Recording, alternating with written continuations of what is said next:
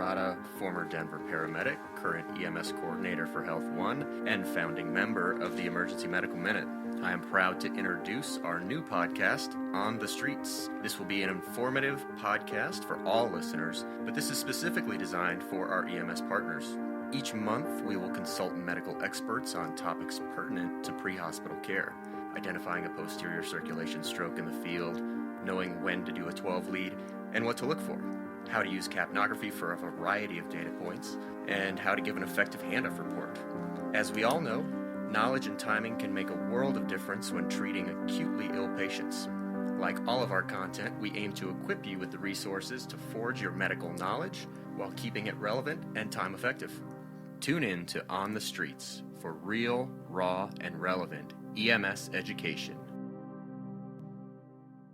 Welcome to On the Streets, our first episode. We are talking about the do's and don'ts of giving handoff reports. With us today is Dr. Michael Hunt, retired emergency physician and medical director at the Arapahoe Community College EMS Academy. Welcome. Thanks for being with us today. Thanks, Jordan. Thanks for having me.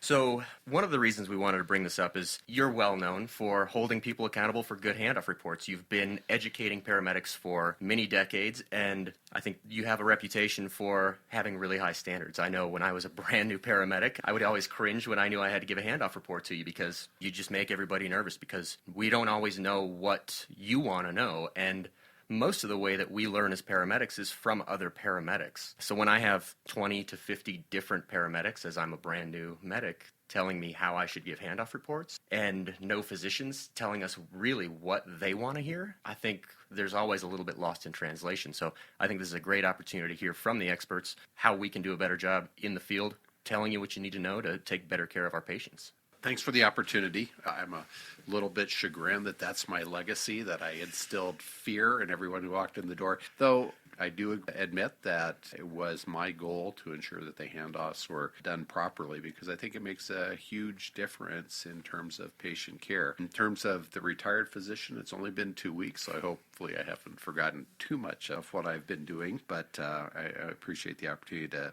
talk about it. I think in reviewing it and having had my retirement dinner last night with my partners, depending on how you count it, I've probably taken about 25,000 handoff reports in the course of my career. I believe that a good report is vital. It's integral to ensuring quality and continuity of care, and I want to make sure that the medics that I train and the medics from whom I've received reports in the past are doing it in what I feel is an appropriate way to ensure that quality and continuity of care. I think moreover, the bottom line is that a good report instills confidence in both the ED personnel receiving the report and in the patient. If they know that the paramedic who is giving the report is doing it accurately and the people who are receiving it in the spirit in which it is being given, then everybody benefits from that.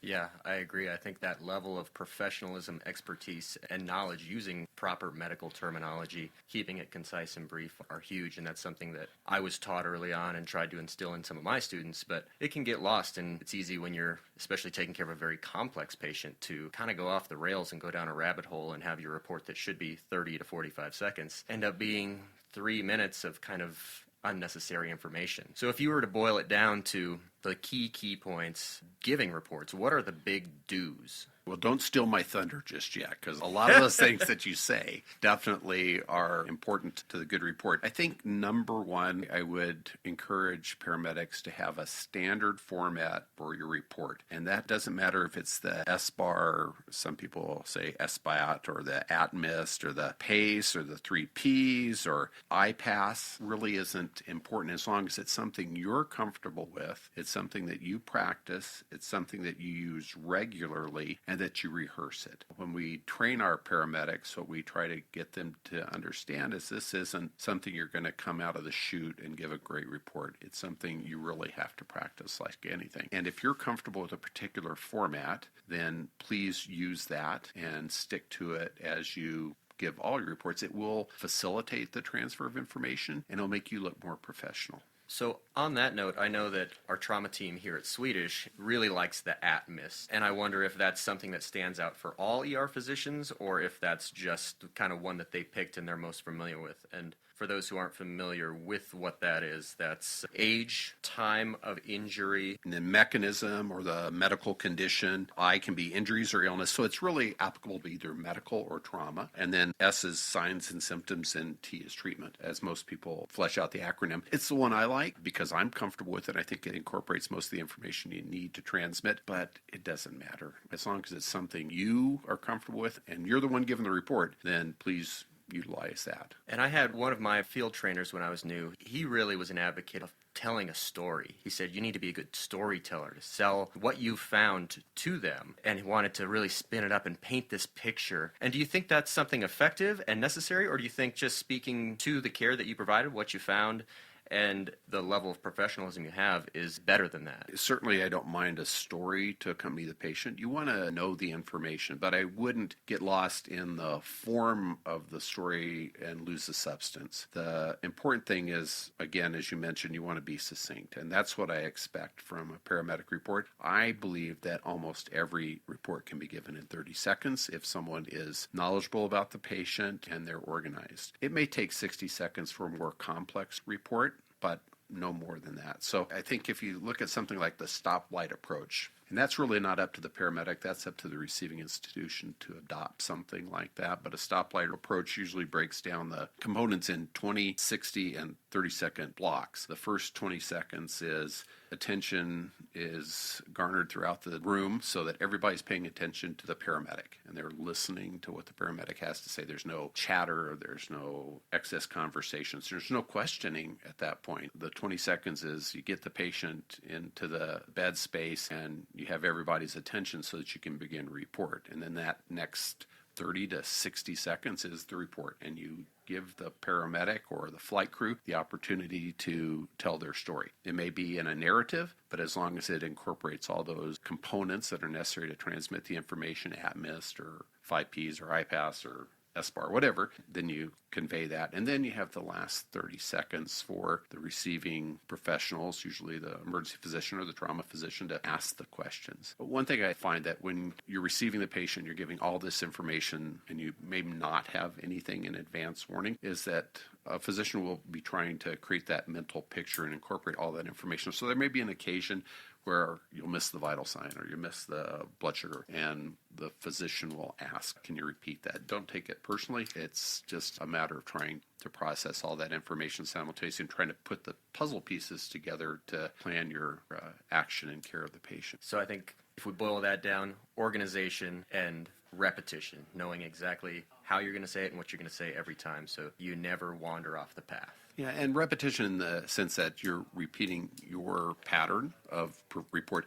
One thing that can be distracting is the repetition of the report where you're repeating several pieces of information over and over again, and that really falls into the don't, but we can move on to that. I think in terms of the quality of report, I think a do is do know the patient. There's nothing more frustrating than when someone begins a report and they may not know a name or the circumstance of the patient. I always advocate that if you have the time and you have the information, review the records that are coming with the patient, especially in a transfer from an outside facility, a transfer from a nursing home. Typically in those scenarios, you have plenty of time to review the record and know what the patient is all about, what their history is, what their reason for the transfer, what medications they're on, what their allergies are, what interventions have been accomplished. And it's never more frustrating than when you ask a question for clarification and that there's been a 30-minute transport in the back of an ambulance. You have nothing better to do than to read the chart, and you don't.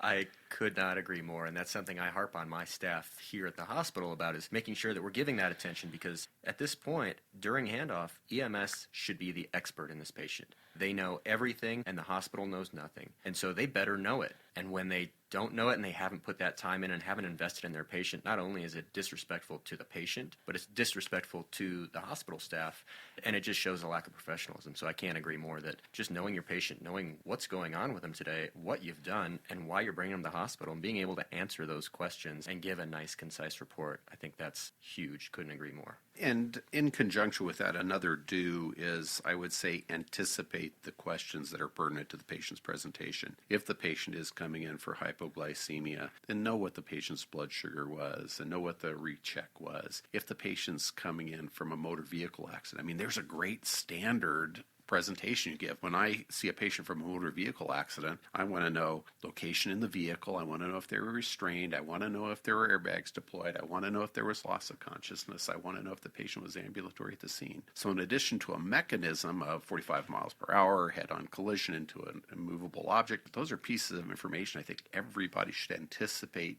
being ready to relate. And so you anticipate those questions. And then if I could add one more specific thing, because we see a lot of stroke patients here as a regional stroke center. The most important piece of information that I want from a paramedic is what, Jordan? What was the time of onset? Not how long ago it happened, but the specific time of onset. 7:30 a.m. Right. It's last seen normal. When was this patient last seen or known to be normal? Not it started at 7:30 this morning because that's the time they woke up. What time did they go to bed? Were they normal when they went to bed? That information, sometimes that's a little hard to understand specifically, but there are specific pieces of information, stroke example, that we want to hear. And if you can anticipate those, then you're going to be received much better by the staff and certainly by the physician. Yeah, and if you can anticipate those and incorporate those into your report and you don't get asked questions at the end, that's generally viewed as a pretty successful handoff, right? Absolutely. A couple other things I want to emphasize. I think in addition to the report you give, one thing you want to do for the patient's benefit is manage up. You want to give them some expectations that are encouraging. Hey, I'm taking you to this facility because they are excellent in taking care of endocrine emergencies. They know exactly what to do. They have some great specialists. These docs and nurses care, and they're going to do a great job for you. Patients are buoyed and encouraged by that. So that managing up is always important. One thing you should not do, however, is deliver false expectations or promises that can't be kept. Yeah, we're going to take you to the hospital and you're going to get an MRI. And then the patient gets there and says, the paramedic told me I was getting an MRI. What happened? That kind of thing. But something that may be more appropriate to say is, hey, we're going to take you to the hospital and they're going to check you out and they're going to run some tests for you. And if you need something special, you're going to get it. Yeah, I think that's fantastic. So not only knowing your facilities really well and what they're great at so you can get your patients to the right facility, but then giving those patients expectations because it's always a really stressful experience for them, especially, the average Joe who's having a true emergency is calling 911 and is terrified about the whole experience, to set their mind a little bit at ease knowing that, oh, great, they're taking me to this facility because they're the best at this and the physician's going to be there waiting for me and they're going to have a great handoff to this care team and I have nothing to worry about. I think that's a huge thing that you can do for patients as a paramedic, just to set their minds at ease and make them comfortable about what to expect. Yeah. One last thing I'm going to add to the do's before I go to the don'ts. If you do have supporting documentation, please bring that. In the realm of electronic medical records and digital transfers, frequently we'll have the opportunity to pull images from another facility, but there are times where our systems are not compatible, and it helps if you make sure you bring an x-ray or a disc of an image or the paperwork, or if you come from a nursing home, bring the medical records and the med list and the allergies. It saves a lot of time so we don't have to make phone calls and track down that information. So in addition to bringing the rhythm strip in when you walk in the door, that supporting information, especially in transfers, saves a lot of time and facilitates care in the ED. Yeah, and I think another note on that often gets overlooked is those patients that are coming from a scene who are maybe obtunded and we aren't able to get clear information from them, trying to find something from their home or location that identifies them, at least whether it's an ID or medications in their purse or bag or something like that, because the sooner we can get that patient registered, the easier it is to get them in for all those tests and things. And I know that's something we constantly go back and forth with here at the hospital, but that is always a difficult thing, and our goal at the hospital is always to provide the most appropriate care as rapidly as possible. And when there's something silly standing in the way of that, like not having an ID that got left on scene accidentally, that can be really frustrating when it creates a delay in patient care. So I think all those pearls are fantastic. Now, on the flip side, after receiving, how many did you say, 25,000? Maybe in that range. In that range, just a handful. What are the things that really stand out as the things to avoid doing? What are the big don'ts? I think the most frustrating thing is when reports are not organized and that the paramedic will bounce around with their report. So they'll start off with a history, and then they'll interject something about a blood sugar, and then they'll go back to the physical exam, and then they'll pick up some more history. And that disorganized approach makes it hard for the receiving physician or provider to concentrate on the patient and putting, again, those pieces of the puzzle together. You prefer an organized standard format so that you know when you have the history, then you're going to have the exam and the interventions and the response to interventions. But when you get to the end, for instance, I forgot to mention he's got a fungus on his toes and he's been complaining of ear pain. And by the way, his sister said that she thought he was allergic to aspirin. Those kind of interjections are distracting and really diminish the quality of the report.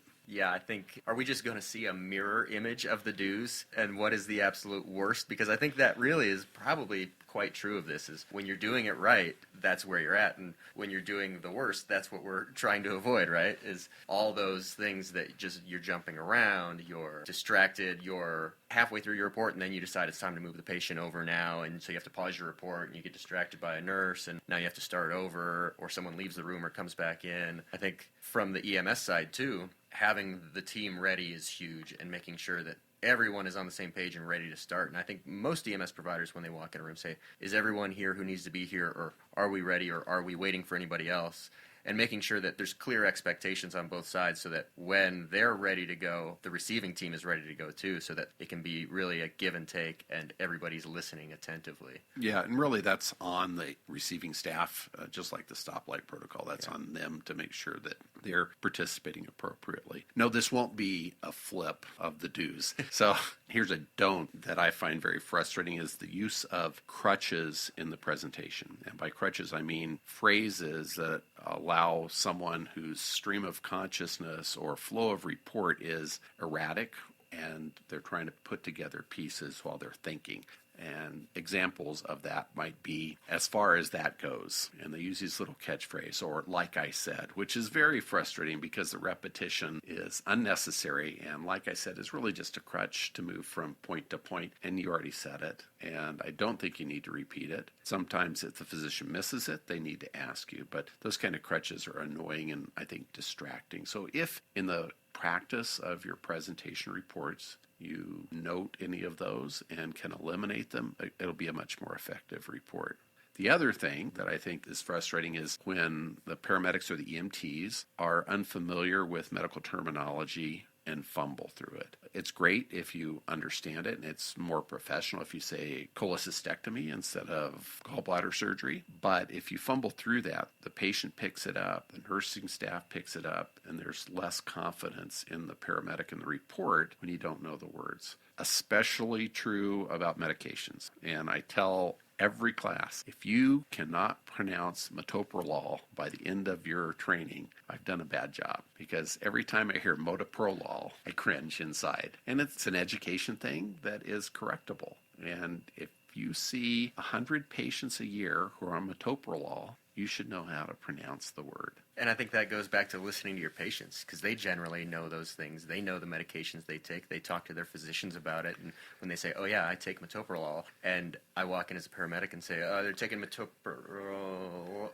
and omeprazole. And, I think that reflects poorly on me as a professional and really points to my commitment to my job. I would agree. Again, if you can't pronounce it, you don't have to be erudite. It's fine if you say he's had gallbladder surgery or he's had his appendix taken out or he's on a beta blocker. I'll give you a list. But the patient's going to pick up on that as well. And again, you want to do this managing up. You don't want to diminish yourself in the eyes of the patient or the staff because they think you're potentially less than competent because you can't pronounce a word. Yeah, and we as EMS professionals want to be seen as more than ambulance drivers. We Absolutely. want to be seen as professionals and experts. And it takes extra work, and it takes time and repetition and practice. And asking for feedback from the care team at the hospital. Hey, how was that? Did I get everything right? Did it sound okay? What could I do better next time? I think eliciting that kind of feedback is huge. What do you think about that from your side? Yeah, definitely. The pre-hospital care providers are integral to the patient care, and they are professionals, and we want to see them in that regard. So our responsibility is definitely to them to educate, and there's an appropriate time to do it. It's not at the patient's bedside. It's not to say, why'd you bring that guy here? It's not to say, why didn't you do this? It's a time that after the report, and are there any questions, and those are satisfied in the patient room, step outside and say, the time of onset really wasn't when he woke up this morning, but to give some feedback. So what we're looking for is really, when were they last seen normal? And that's the kind of stuff that's going to help us in determining what care is going to be provided. So I think it can be done in a collegial and respectful manner. We're not always good with that sometimes, and I'm certainly guilty of it. The pressures of the situation or frustrations with other things enter into our interaction. So ultimately, as I matured, I think I got better with that and understanding the pressures for the EMS provider as well, and really trying to ultimately achieve the common goal of giving the best patient care possible. Agreed. And so what else do we have on our big standout don'ts? Okay, my last one is don't fabricate.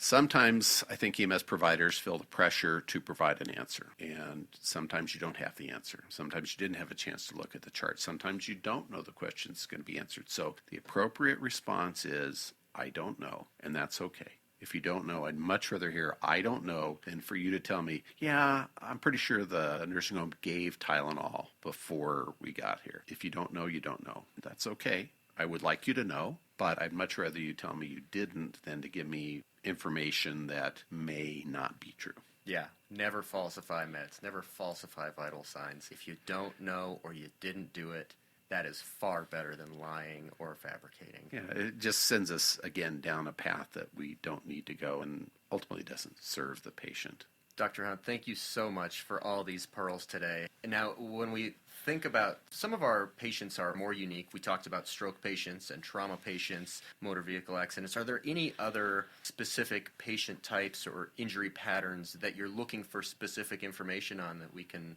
give our listeners a little heads up to try to integrate into their reports? I think the key to that is there are going to be patients that you see regularly. You're going to see the falls. So for the elderly, did they hit their head? Did they lose consciousness? Are they on anticoagulant medications? Again, for the motor vehicle accident, the kind of pattern of expected questions, as mentioned, cardiac patients, the kind of standard questions in terms of risk factors, for example. If you can tell me patient's a smoker, patient's dad had a heart attack at 40, patient's on cholesterol medications, is hypertensive, is diabetic, give me those risk factors up front.